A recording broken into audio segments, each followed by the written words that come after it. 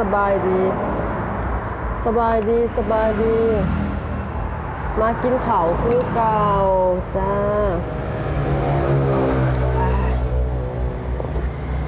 สดตำแกงเนื้อกัน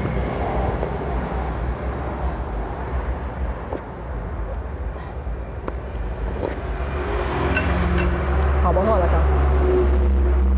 สดน้ำแล้วมันนี่ข้าวน้อยได้มันนี่เอาข้าวน้อยเลยเต้าหู้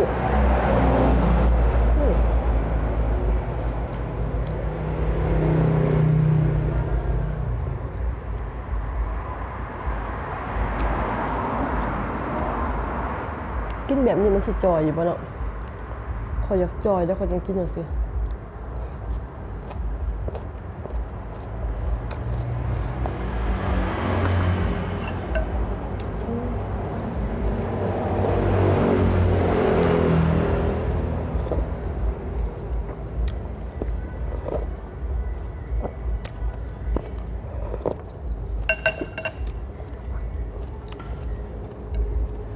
เอาไปให้เลย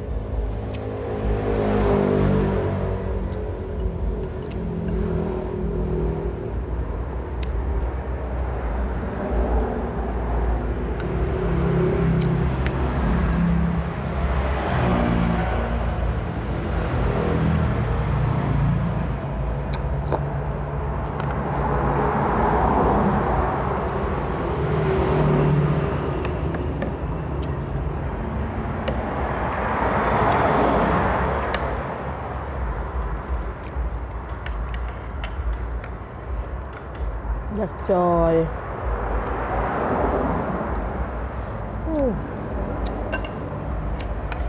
คือบ่อยากขนัดเนาะมันบ่ได้บอกเพชรนะ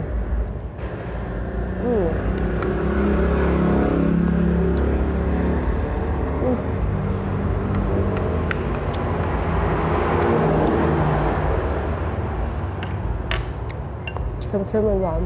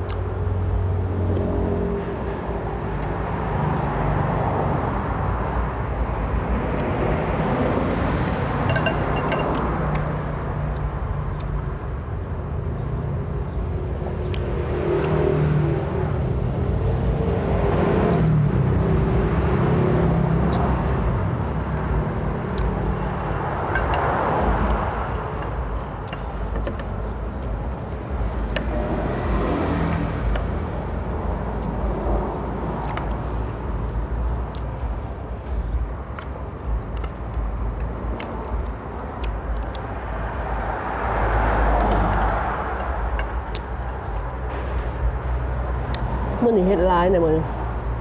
ใส่กล่องไว้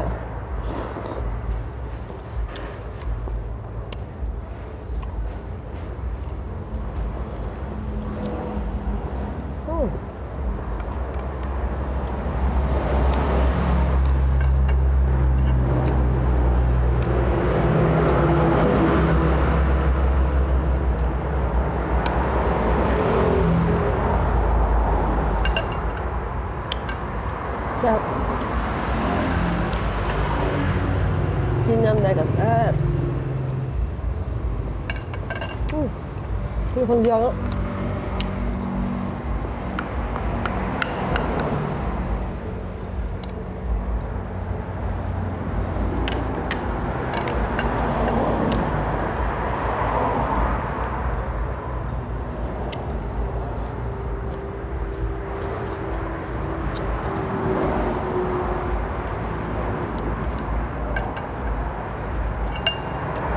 กินแบบนี้เหรอ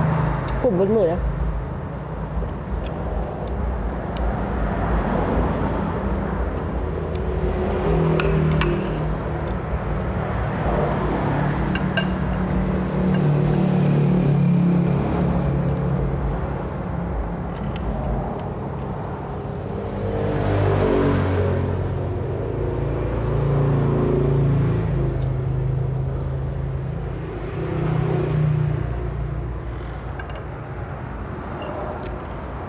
แมงวันกับพ่อแมว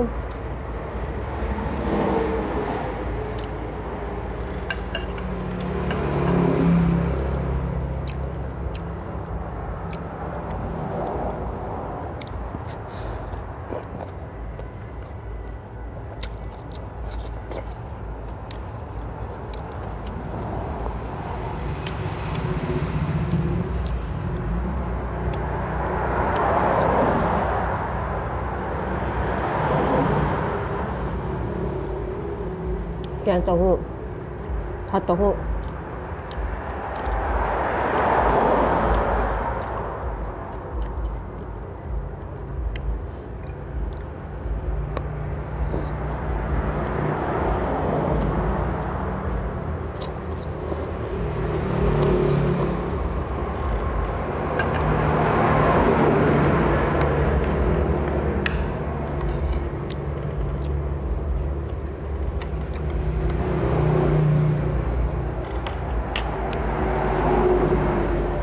เขายุ่มใส่อิ่มนะ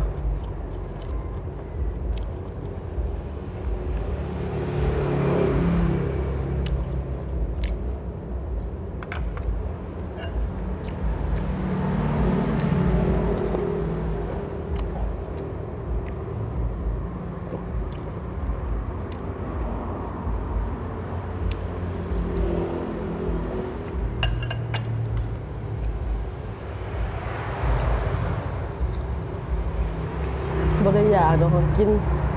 ว่าในหิวเถอะหาก็กินปั่นน้ำพักกินแล้วกินนี่ตัวบ้านมันเห็ดไว้แล้วตั้งในโต๊ะแล้วก็มันเห็นแล้วก็ต้องกิน